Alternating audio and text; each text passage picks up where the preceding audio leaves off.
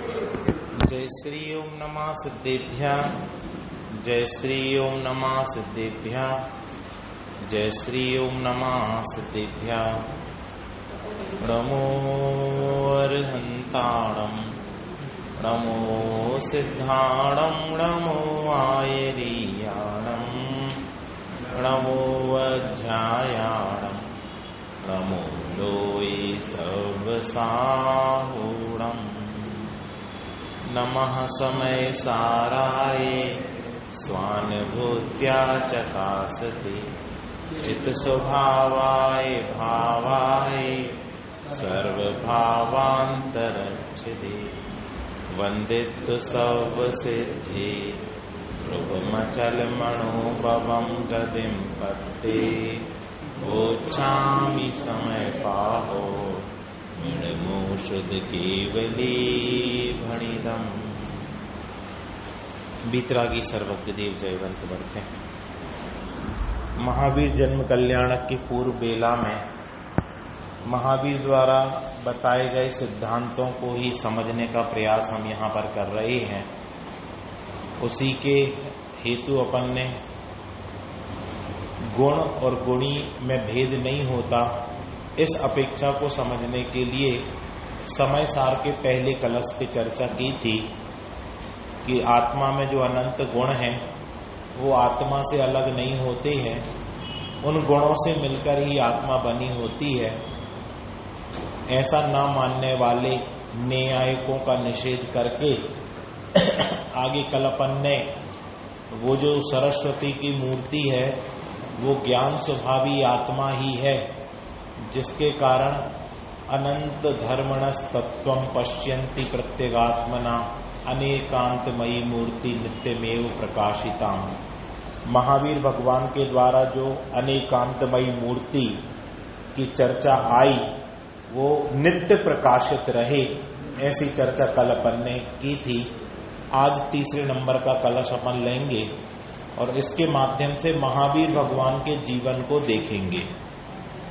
आपने सुना होगा प्रथमानियोग द्रव्यानियोग के उदाहरण वर्तते हैं, तो आज इस कलश को महावीर भगवान के जीवन की घटनाओं में घटाएंगे। अब देखें कौन कितना घटा सकता है, ये चिंतन कहलाता है, ये चिंतन की गहराइयां कहलाती हैं।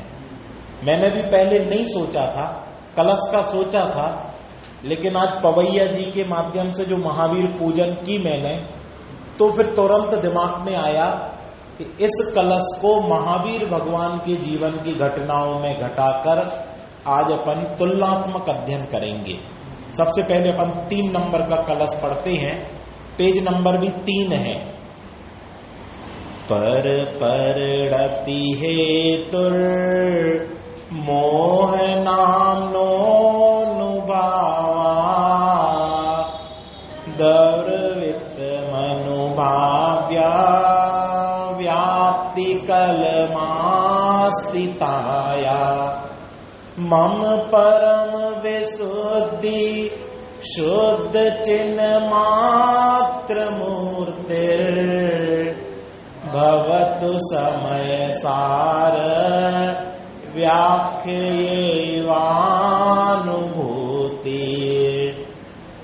बहुत ही गजब का अर्थ इस श्लोक का है। अमृत चंद्राचार्य देव कहते हैं कि ये जो मैं समय सार की टीका बनाने के लिए उद्यत हुआ हूं, उससे मैं और कुछ नहीं चाहता, धन दौलत वैभव पद प्रतिष्ठा ख्याति लाभ पूजा कुछ नहीं चाहता।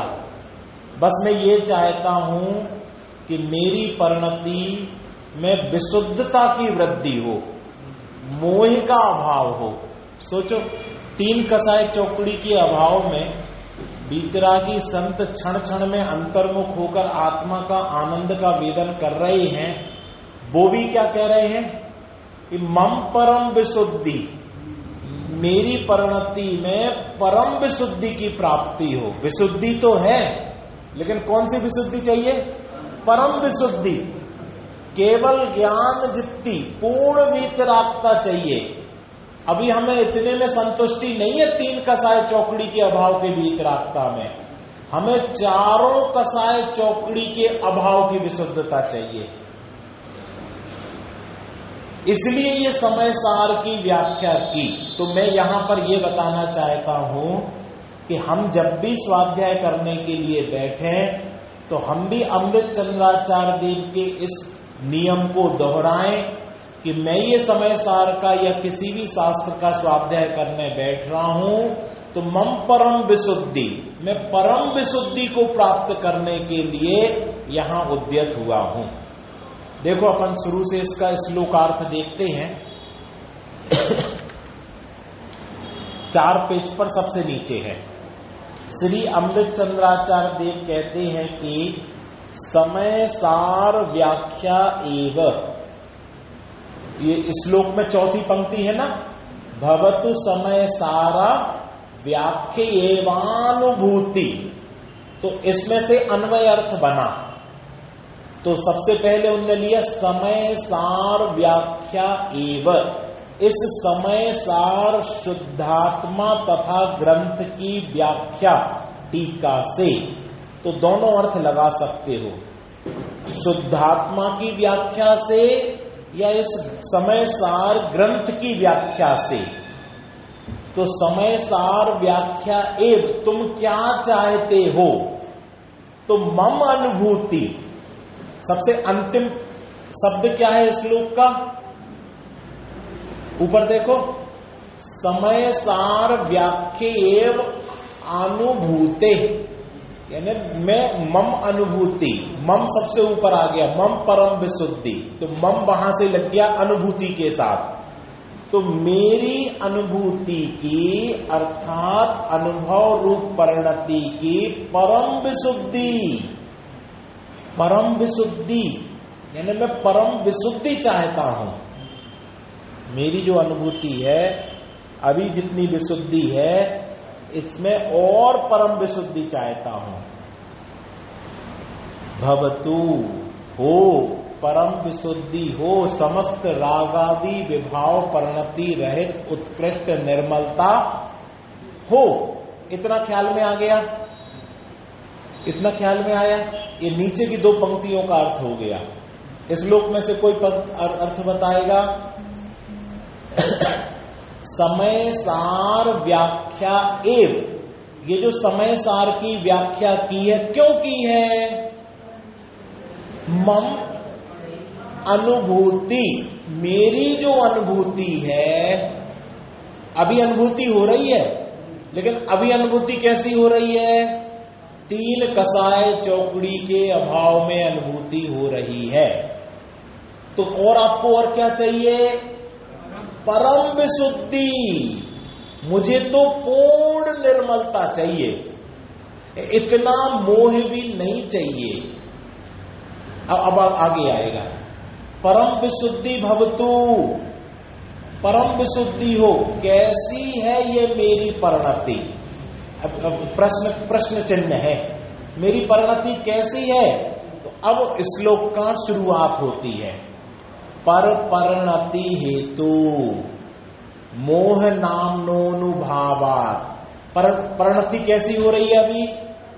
पर परिणति हेतु, पर परिणति का कारण जो मोह नामक कर्म, उसके अनुभव उदय रूप विपाक से अविरत मनुभाव्या व्याप्ति कल्मास्तिताया, जो अनुभाव्य अर्थात रागादि परिणामों की व्याप्ति है, उससे निरंतर कल्मासित अर्थात मैली है। ये कौन बोल रहा है? कौन बोल रहा था? अमृत चंद्राचार्य देव, जो क्षण क्षण में आत्मा में डुबकी लगाकर अमृत पी रहे हैं। वो भी क्या कह रहे हैं कि भैया अभी मुझे परम विशुद्धि चाहिए। क्यों? क्योंकि अभी मैंने लक्ष्य को प्राप्त नहीं किया है, सिद्धत्व को प्राप्त नहीं किया है और पूर्णता के लक्ष्य से शुरुआत की है। अभी भी मेरी परिणति में पर परिणति का कारण जो मोह नामक कर्म है, उसके उदय रूप विपाक से कलुषता है। ख्याल में आया? अब अपन लगाओ महावीर भगवान के पूर्व भाव को, तो और अपने जीवन में भी लगाओ कि हमारी भी परिणति कलुषित क्यों हो रही है। कौन उत्तर देगा? पर परिणति का कारण क्या है? मोह नामक कारण। डॉक्टर साहब ने इसका गजब का हिंदी का पद्यानुवाद किया, किसी को याद है? इस तीसरे नंबर के श्लोक का डॉक्टर साहब ने गजब का पद्यानुवाद किया।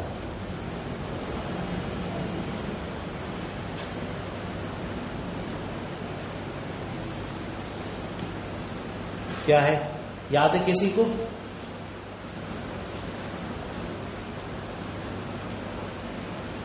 किंतु परिणति मलिन हुई है मोहोदय से, परम विशुद्धि को पावे वह परिणति मेरी, समय सार की आत्मख्याति नामक व्याख्या से। इसकी शुरू की भी एक पंक्ति है, कल तक याद थी, आज भूल गए। क्या है? अभी खैर है? हाँ, बहुत सही जवाब दिया। कहां से पधारे आप? भोपाल से आए। यद्यपि मैं तो शूद्र मात्र चैतन्य मूर्ति हूँ, फिर भी परिणति मलिन हुई है मोहोदय से, परम विशुद्धि को पावे वह परिणति मेरी, समय सार की आत्मख्याति नामक व्याख्या से। यद्यपि मैं तो शुद्ध मात्र चैतन्य मूर्ति हूं, ये मुझे पूरा विश्वास है, फिर भी परिणति मलिन हुई है मोहोदय से, मोह के उदय से मेरी परिणति मलिन हुई है। तो अब क्या चाहिए?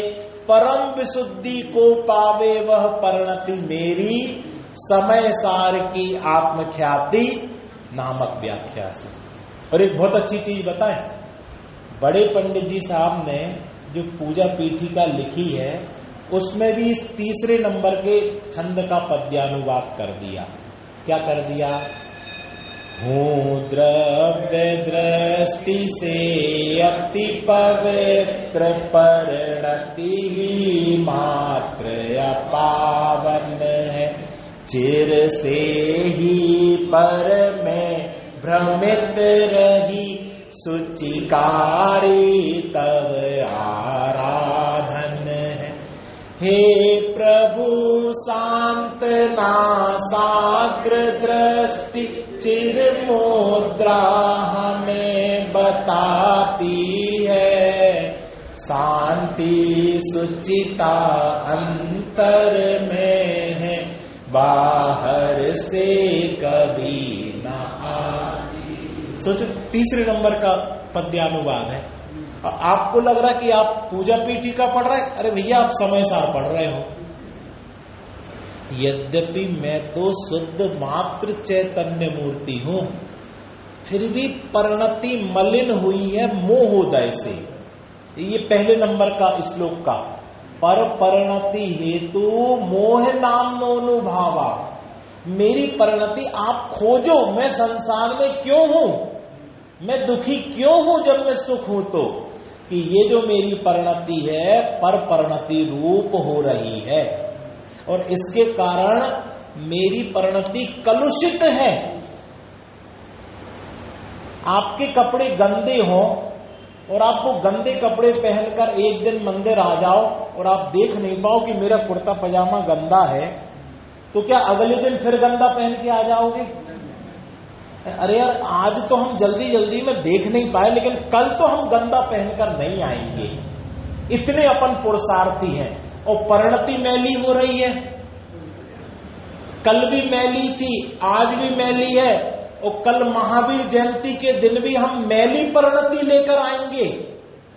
अच्छा लगेगा सबके सामने कि मेरी परिणति में मोह रहे, राग रहे, द्वेष रहे, कलुषित परिणति को लेकर हम कैसे महावीर जयंती मनाएंगे? परम विशुद्धि को पावे वो परिणति मेरी। ये समय सार के स्वाध्याय से मैं ये चाहता हूं कि मेरी परिणति में मोह राग द्वेष की उत्पत्ति ना हो। ये महावीर भगवान को भी सहजता में नहीं मिली है। ये इसलिए मैंने आज ये पूजन जो है इसमें से आपको बताना चाहता हूं कितनी जद्दोजहद, कितनी मेहनत उनने की है। एक बार तो इनका छंद बहुत जोरदार है, अर्घ वाला, ये पढ़ देते हैं, फिर मैं कुछ घटनाएं आपको सुनाऊंगा। अपने स्वभाव के साधन का विश्वास नहीं आया अब तक, सिद्धत्व स्वयं से आता है, आभास नहीं आया अब तक। भावों का अर्घ चढ़ाकर मैं अनुपम पद पाने आया हूँ।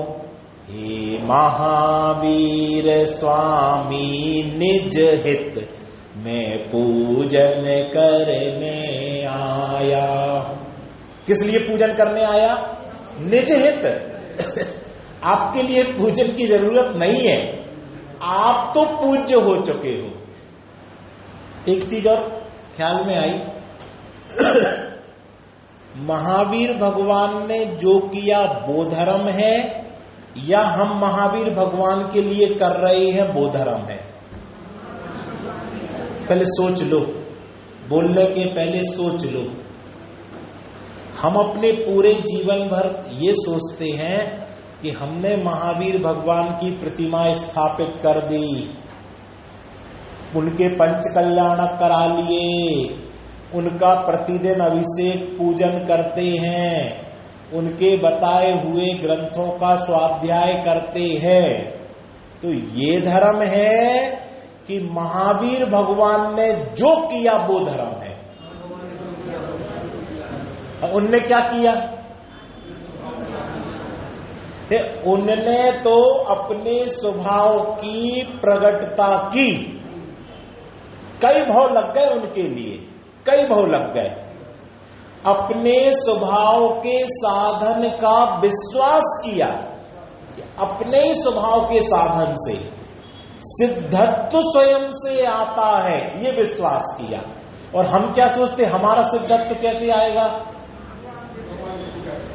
अभिषेक कर लेंगे, सुबह से शाम तक अभिषेक चलता है, महामस्त का अभिषेक, और धर्म हो गया। ये कहां है? महावीर भगवान के जीवन को पढ़ो, कभी उनने कितना अभिषेक किया, क्या कौन सी धारा की उनने, क्या कौन सा छिन्न छिन्न भिन्न भिन्न किया? ये आठों कर्मों का अभाव छिन्न छिन्न भिन्न भिन्न करके नहीं किया। आठों कर्मों का अभाव अपने स्वभाव के साधन पर विश्वास करके किया। ये भोपाल ही से छपी है, ये कर लो जनवर की पूजन। और ये आपके पवैया जी हैं जिन्होंने इतनी उत्कृष्ट बात लिख दी। ये महावीर भगवान ने जो किया वो तो करेंगे नहीं, और मनमानी करेंगे उनके साथ, जो हमें समझ में आएगा वो करेंगे, और लगेगा कि हमने धर्म कर लिया। अब देखो, महावीर भगवान ने भी महावीर बनने से पहले क्या क्या धर्म के नाम पर नहीं किया। मैं दोनों उदाहरण आपके सामने प्रस्तुत करूंगा, एक लौकिक भी करूंगा और एक जिसको आप धर्म समझते हो वो भी करूंगा। क्या? जय महावीर त्रिशलानंदन, जय सन्मति वीर सुवीर नमन, जय वर्धमान सिद्धार्थ तनय, जय वैशाली अति वीर नमन। इस छंद में किस किस का नाम आ गया? उनकी माता का नाम आ गया। क्या नाम था माता का? त्रिशलानंदन। और पिता का नाम सिद्धार्थ तनय। तुमने अनादि से नित्य निगोदिक भीषण दुख को सहन किया। बात यहां से शुरू हुई है। तुमने, हे महावीर भगवान, तुम जो आज वेदी पर विराजमान हो, आज सिद्धालय में हो, तुमने अनादि से नित्य निगोद के भीषण दिक को सहन किया और त्रस हुए कई भव के पीछे पर्याय मनुज में जन्म लिया। अनादिकाल से तो भीषण दुख के निगोद के भव धारण किए, फिर कभी किसी पुण्य के उदय से त्रस पर्याय मिली और फिर कभी तुमने मनुष्य जन्म पालन किया, मनुष्य जन्म पाया। यानी मनुष्य जन्म पाने के लिए अब हम अपना फ्लैशबैक लगाएं भाई साहब, संजय भैया, आज हम इस मनुष्य भाव को कोड़ियों के भाव बेच रहे ना। महावीर भगवान ने तो, हमने कैसी मनुष्य भाव प्राप्त की, अब विचार करो। पहले हमने क्या पिया, पहले क्या पाया? अनंत भाव तक निगोद के भाव धारण किए। किसी पुण्योदय से 2 इंद्री, 3 इंद्री, 4 इंद्री भाव धारण किया और महापुण्य के उदय से अब मनुष्य भाव। तीन आपको स्टेप पता चल गए। ऐसे ही फोकट में मनुष्य नहीं बने हैं। बोलो प्रसन्न, मनुष्य कैसे बने हम? पहले कहां थे? नित्य निगोद में अनंत भाव, फिर किसी पुण्य के उदय से 2 इंद्री, 3 इंद्री, 4 इंद्री, 5 इंद्री, फिर महापुण्य के उदय से। अब यहां कहानी खत्म नहीं हुई, अभी तो शुरू हुई है। फिर भैया मनुष्य हो गए, यानी गंगा नहा ली कि नहीं? और सुनो, पुरर्वा भील के जीवन से प्रारंभ कहानी होती है, अनगिनती भव धारे जैसी मति हो वैसी गति होती है। पुरर्वा भील का जीवन से कहानी प्रारंभ हुई। अगर हम महावीर भगवान के भाव को फ्लैशबैक में जाएं तो हम लोगों को जो ज्ञात भाव है वो कौन सा है? पुरर्वा भील। और भील क्या काम करता है? शिकार करता है। किसका करता है? जानवरों का शिकार करता है। और शिकार करके क्या होगा? कौन सी गति का बंद होगा? यानी मनुष्य भी बने तो भील बने कि जीवों को मारा। अब अहिंसा का उपदेश दे रहे हो, लेकिन तुमने भी क्या क्या नहीं किया। इससे अपन को शिक्षा कि अगर हमारे सामने किसी व्यक्ति ने कोई गलत काम कर दिया तो उसको बेइज्जत मत करो, उसको जेल में मत डालो, उससे द्वेष मत करो। क्या पता कब महावीर बन जाए, क्योंकि महावीर ने भी तो यही किया था। अगर कोई रात्रि भोजन करता है, कोई मद्य मांस मधु का सेवन करता है, कोई जीवों की हिंसा भी करता है, तो क्या करो? द्वेष मत करो, उससे घृणा मत करो। कहा भी है ना, पाप से घृणा करो, पापी से नहीं। क्यों साहब? क्योंकि पाप बुरा है, पापी तो महावीर भी थे और वो महावीर बन गए। इसलिए कभी पापी से घृणा मत करो, उसके अंदर भी भगवान आत्मा विराजमान है। वो पहचान लेगा तो वो भी सिद्धालय में पहुंचेगा। ये शिक्षा मिलती है। तो 2 चीजें समझ ली अपन ने। पहले तो निगोद के भाव, फिर त्रस पर्याय, फिर मनुष्य गति, और मनुष्य गति में भी भील की पर्याय। पुरुषार्थ किया पुण्योदय से, तुम भरत पुत्र मारीच हुए। मुनि बने फिर भ्रमित हुए, शुभ अशुभ भाव के बीच रहे। जो मैंने आपको बताया था ना कि आप धर्म के नाम पर जो सर्वोत्कृष्ट पद समझते हो वो भी प्राप्त किया। महान पुण्य के उदय से चक्रवर्ती के पुत्र हुए। हर कोई नहीं पैदा होता चक्रवर्ती के घर में। आज अपन लोगों के घरों में जो बच्चे पैदा हो रहे हैं, बताओ वो पुण्यशाली है कि पापशाली? अरे पुण्यशाली है। अपन ने गरीबी देखी है, अपन ने एक एक पैसा देखा है, अपन ने अंधकार देखा, अपन ने मिट्टी के मकान देखे। आज बच्चों ने ये कुछ नहीं देखा, उनने तो भोग विलास और वैभव देखा है।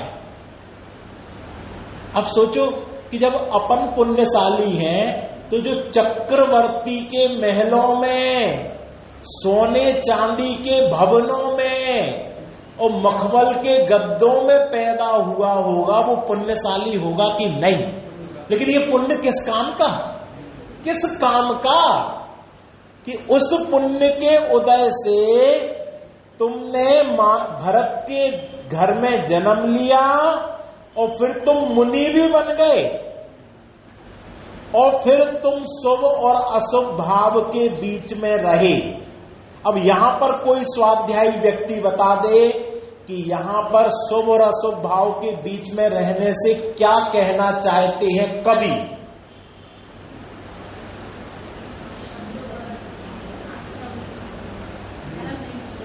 बोलो कवि क्या कहे? पवैया जी तो अब है नहीं कि अपन उनसे पूछ लें।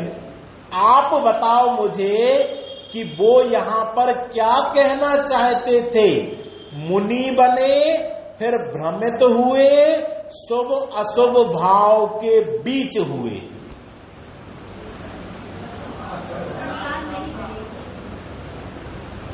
आश्रव तो आप थोक में उत्तर दे दिया, फुटकर में उत्तर दो।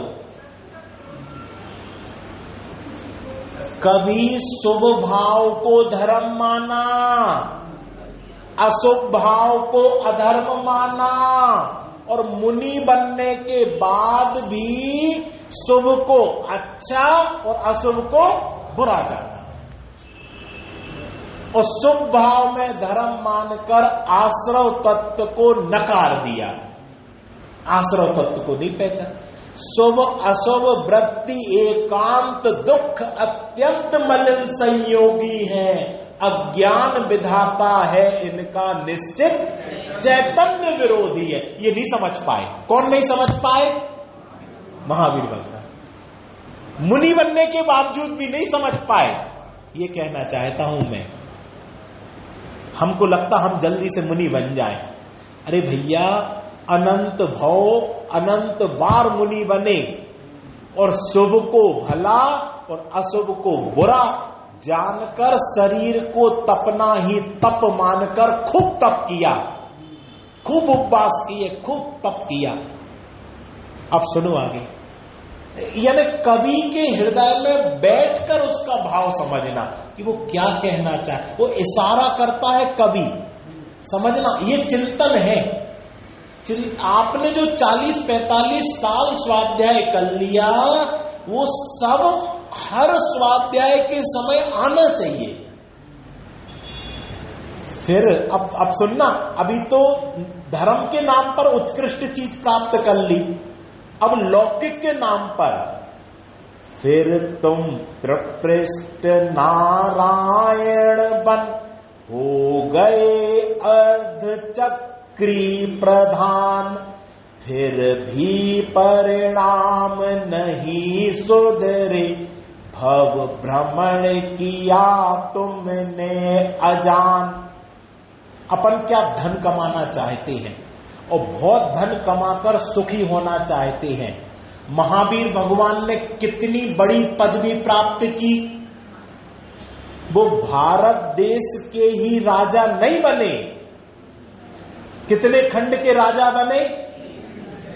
6 नहीं, 6 खंड के तो चक्रवर्ती होते, 3 खंड के राजा। अब मैं आपको बहुत गहराई में बताना चाहता हूं, हम भी अपना जीवन काय में लगा रहे, या हमारे घर के लोग, हमारे बच्चे, हमारे नाती पोते काय में लगा रहे सुखी होने के लिए। अब बच्चा विदेश में है, क्या कर रहा? आपका नहीं कह रहे, सबका समझ लो। वो विदेश में पैसा कमा रहा साहब। क्यों साहब? कि ज्यादा पैसा होगा तो ज्यादा सुखी होंगे, ज्यादा पावर होगा तो ज्यादा सुखी होंगे, और एक दिन फिर हमें पैसा नहीं कमाना पड़ेगा फिर हम सुखी नहीं। कल ही की बात है, बिल्कुल ताजी ताजी। एक महिला आई दवा लेने, हमने कहा बताइए, तो कहने लगे बच्चा विदेश में है और ऑनलाइन काम करता है और उसको विटामिन B12 की बहुत कमी हो गई है, धूप में नहीं रहता सो विटामिन D की कमी हो गई है, और उसके बाद उसके कैल्शियम की कमी हो गई है। तो मैंने उनसे बोला कि ऐसा पैसा किस काम का कि जब आपके शरीर के लिए आप मेडिसिन लेते जा रहे हो, B12 ले रहे हो, D ले रहे हो, कैल्शियम ले रहे हो, और भी बहुत सारी समस्याएं घेर रहे। अरे अरे नहीं नहीं नहीं, तो फिर क्या करोगे? जब पैसा आ जाएगा तो उस पैसे से फिर क्या करेंगे? इलाज करेंगे। तो तुमने पूरा भाव पहले तो शरीर को कमजोर करने में कर दिया कि इससे इतना काम लिया, एसी में बिठाया, इसको धूप नहीं मिली, हवा नहीं मिली, ताजी कुछ नहीं मिली, फल सब्जी नहीं मिली, और बासा तिवासा पिज्जा बर्गर खिला खिलाकर बीमार किया 25 साल। और फिर क्या किया? जो पैसा कमाया सो लाखों रुपया डॉक्टर और हॉस्पिटल को देकर इलाज किया और अंत में खत्म हो गए। बहुत अच्छा काम किया क्या? विचार करो। और यहां आप रहते, भगवान के दर्शन पूजन स्वाध्याय करते, सलाद शुद्ध सात्विक भोजन पान करते, अल्प कमाते, और वो तुम्हारा इलाज में भी खर्च नहीं होता और वो भी छोड़ के जाते। सम्यक दर्शन प्राप्त करके अनंत भाव को सुखी हो जाते। बताओ कौन सी लाइफ स्टाइल अच्छी है? और हम अपने आप को बैकवर्ड मानते हैं और जो विदेश में है उनको अप टू डेट मानते हैं। सोच ही बेकार है, उल्टी सोच है। ये क्यों बता रहा हूं?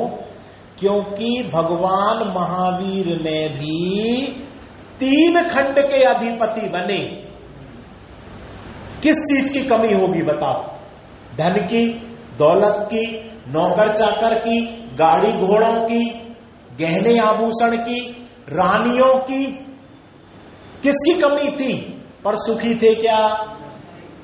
अब महावीर भगवान के जीवन से देखना कि मैं भी उसी दौड़ में तो नहीं दौड़ रहा हूं कि इतना ध्रुव फंड इकट्ठा कर लूं, गाड़ी घोड़ा बंगला मसान नौकर चाकर सोना चांदी। थोड़ा सा सोने का भाव बढ़ जाता तो लोग, स्वाध्यायी लोग की बात कर रहे हैं, अरे भैया हम नहीं ले पाए। कितने का हो गया सोना? 75 का, 76 का हो गया। अब वो समय सार पढ़ने वाला ऐसा कुलकुल हो रहा, अरे हम ले लेते, काश हम ले लेते 50 में। संजय भैया ये समय सार का पाठी उसमें आकुल व्याकुल कह रहे, देखो धर्म तो महावीर जनालय में बस है, अब तो हम आकुल व्याकुल होंगे। अब त्रिपृष्ठ नारायण के पास कितना सोना था? विचार तो करो। सोने की कोई कमी थी? सोने की ईंटों से महल बना था, समझ लो। वो सुखी था क्या?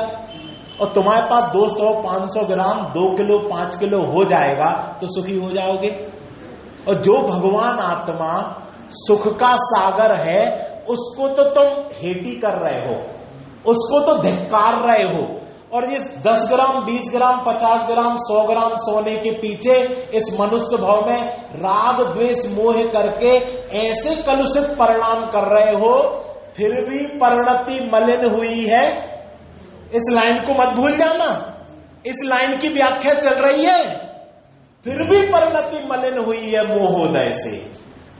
महावीर भगवान की परिणति मोह के उदय से कितनी मलिन हुई कि अगर धर्म के क्षेत्र में देखा जाए तो मुनि भी बन गए, और कर्म के क्षेत्र में देखा जाए तो त्रिपृष्ठ नारायण भी बन गए। फिर भी परिणति मलिन हुई है मोहोदय से। और देख लो,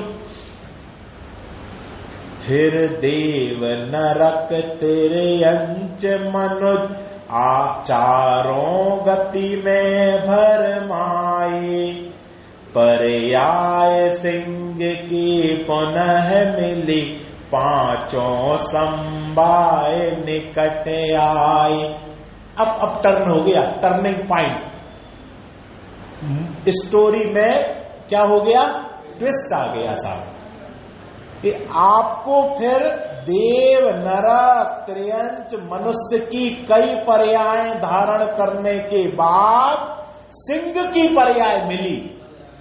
और फिर याद करो, सिंह शाकाहारी होता है कि मांसाहारी, ये चिंतन का विषय है। नरक निगोद से निकले थे तो क्या बने थे, पुररवा भील, मांसाहारी। और अब फिर जीवन में परिवर्तन हो रहा है, सो क्या बने, अब मांसाहारी व्यक्ति से द्वेष करना चाहिए कि नहीं। जैन धर्म नहीं सिखाता कि किसी मांसाहारी से द्वेष करो। क्यों? क्योंकि तुम्हारे महामहिम महावीर स्वामी के जीवन में जब जब टर्निंग पॉइंट आया वो इस पर्याय में थे। इसलिए पाप से घृणा तो करो लेकिन पापी से नहीं करो। ये जैन धर्म सिखाता है, द्वेष मत करो।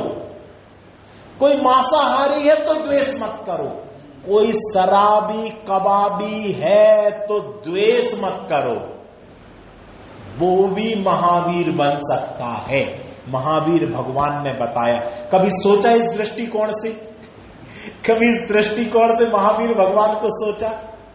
सोचो, जितना घोंटोगे उतना अमृत पियोगे, घोंटो। फिर क्या हुआ? अब मैंने आपको प्रश्न पूछा था, उन मुनिराजों के नाम बताओ जिन मुनिराज के कारण महावीर भगवान का जीवन बदल गया। आप महावीर भगवान की तो जय बोलते हो, लेकिन उन गुरुओं को तो याद करो जिन गुरुओं के कारण आज हमें महावीर मिले। क्या नाम है? संजय विजय तो बाद की आएंगे वो भी आएंगे मुनिराज, अभी वो नहीं है। पढ़ो, ये आप अपने जिनालय में ये रखिए किताबें, जब आप अलग अलग पूजन करोगे तो इसमें नाम लिखा अजितंजय और अमित गुण। क्या नाम है? अजितंजय और अमित गुण चारण मुनि नभ से भू पर आए। कहां से आए? नभ से भू पर आए। उपदेश मिला उनका तुमको, नयनों से आंसू भर आए। अब इसमें भी बड़ा रहस्य पवैया जी ने भर दिया। कोई उस रहस्य को बता पाएगा? जो आप लोग सम्यक दर्शन के लिए भीख मांगते हो ना, कि हम 40 साल से 25 साल से स्वाध्याय कर रहे हैं, हम ध्यान करने भी बैठते हैं और हमें विकल्प आते हैं और हमें सम्यक दर्शन क्यों नहीं हो रहा, इस सब प्रश्न का उत्तर पवैया जी ने इस 2 पंक्ति में भर दिया। मैं फिर से पढ़ता हूं पंक्ति, आप बताना।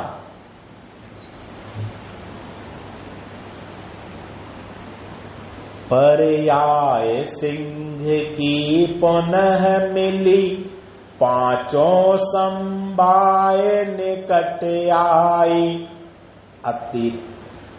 अजितंजय और अमित गुण चारण मुनि नभ से भू पर आई।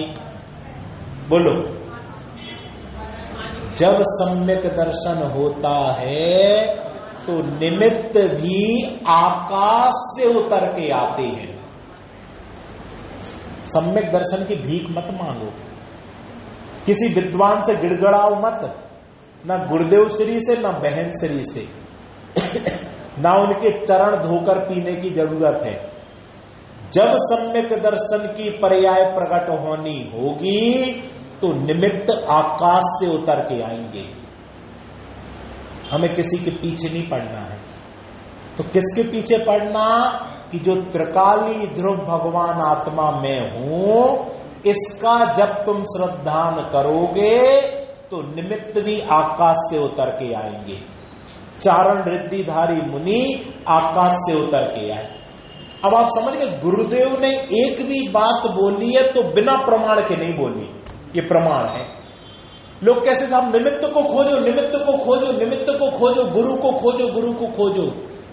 अरे भैया, व्यवहार से ऐसे कथन आते हैं, परमार्थ से तो ये है कि तुम अपनी तैयारी करो, तुम अपना बहुमान करो, तुम अपना श्रद्धान करो, तुम अपना पुरुषार्थ करो। निमित्त तो आकाश से उतर के आते हैं। और ये आ गए। तो मुनिराजों के नाम क्या है? अजितंजय और अमित गुण। नाम ही देखो, अमित गुण। कितने गुण हैं? मैं आपको तुक्का सिखा दे रहा हूं, कभी भूलो नहीं। अमित यानी कभी जिनके गुण नष्ट नहीं हुए, आ यानी नहीं, मित यानी खत्म। अमित, ऐसे अमित गुण मुनिराज वहां आए, ऐसे अजितंजय मुनिराज वहां आए। अजित, जिन्होंने जीत लिया है मोह को। और उन मुनिराजों के चारण रिद्धिधारी मुनिराजों का उपदेश मिला। और उपदेश मिलने से क्या हुआ? अब बताओ, मैंने उपदेश के 3 वचन आप लोगों को बोले थे, वो याद है किसी को? इतने जल्दी भूल जाते? 3 डायलॉग बोले थे इन मुनिराजों ने। बोलो। पहला, हाँ, विचार कर लो, सब लोग सोच लो। लोग कहते साहब सोचने का मौका नहीं देते। इन मुनिराजों ने 3 डायलॉग बोले थे। पहला डायलॉग तो जो निकल रहा है ना बाजे, यही है। तो पहला डायलॉग है, तुम्हारी आयु कितनी है? 3 दिन की। 3 दिन की आयु शेष है। दूसरा डायलॉग,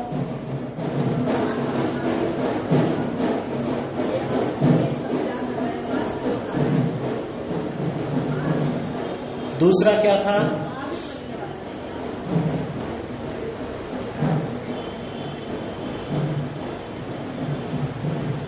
तुम भविष्य में 24वें तीर्थंकर महावीर बनने वाले हो।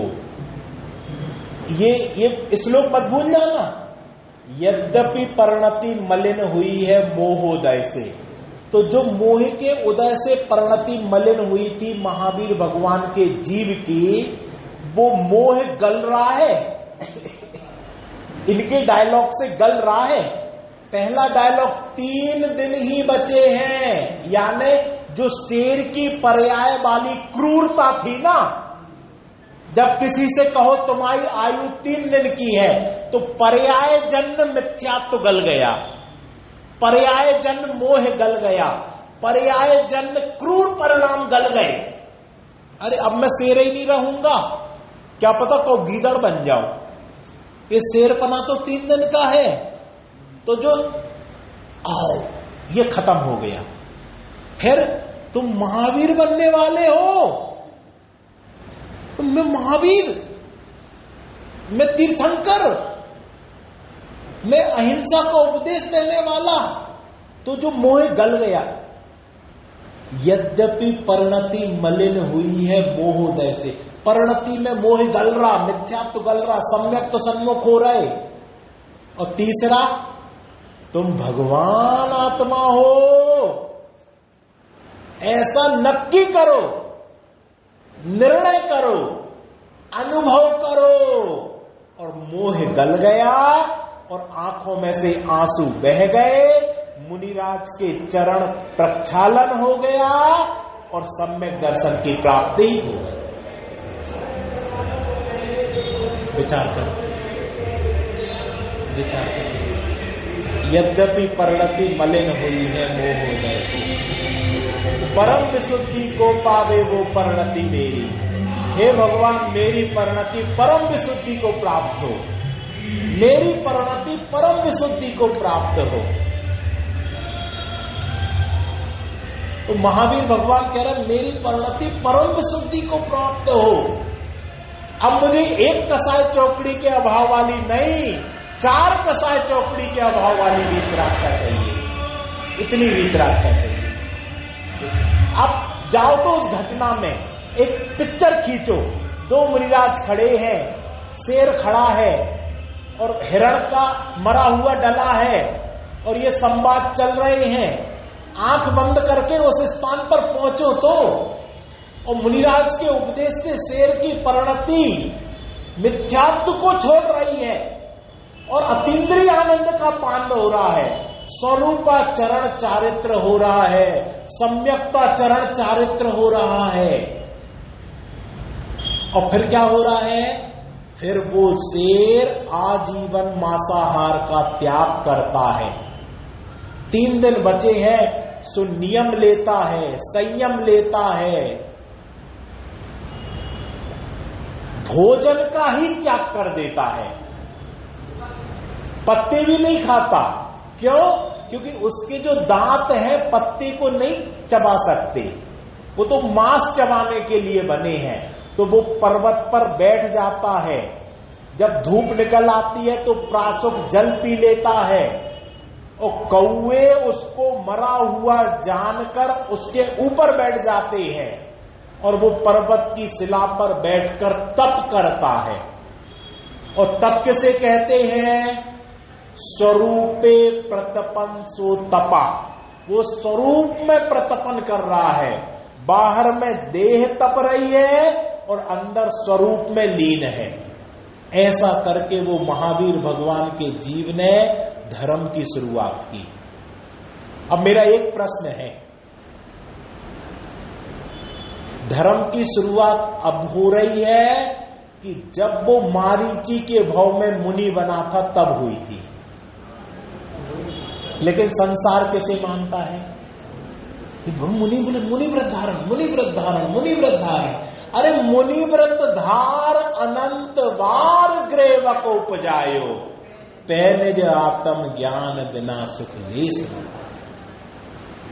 अभी कुछ कहानी हुई है, शेष चर्चा अपन आगे करेंगे। आप लोग भी पढ़ना, 2 मिनट अपन अभ्यास करते हैं। कैसे कैसे शेर ने किया, उस शेर को याद करेंगे। हमें लगता कठिन है, जब शेर कर सकता तो हम क्यों नहीं कर सकते? विचार करो।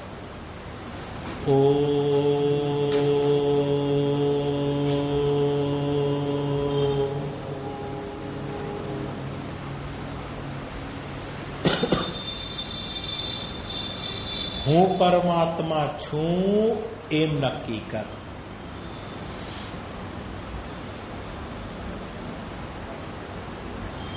तो शेर कर रहा है, पूंछ वाला कर रहा है।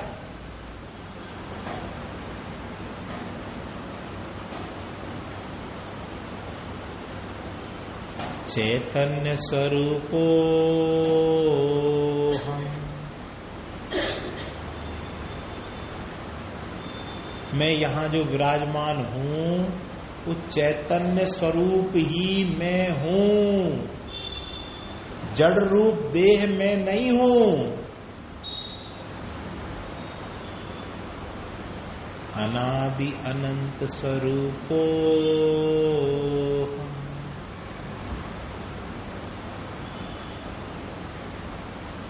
निर्मलो हम निरंजनो हम।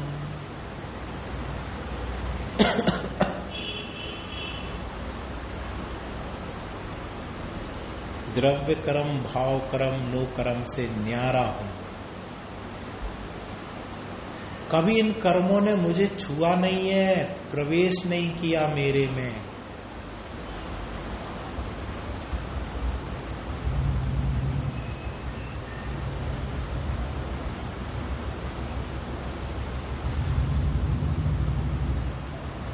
अगर प्रवेश कर जाए तो उनको चेतन होना पड़ेगा और मुझे जड़ होना पड़ेगा।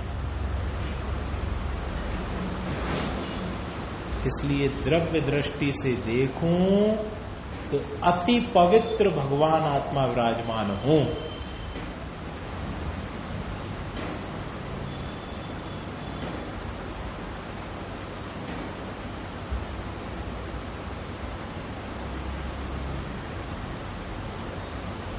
ये जो मैंने आत्म स्वरूप का विचार किया, यह सत्य ही है।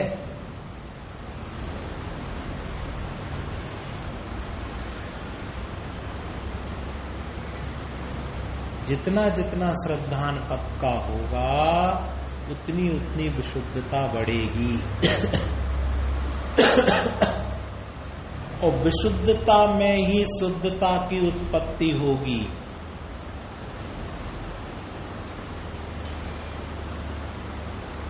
निरंतर ऐसे ही अभ्यास द्वारा पांचों समवाय मिलकर आत्मानुभूति अपने क्रम में होगी। सहजानंदी शुद्ध स्वरूप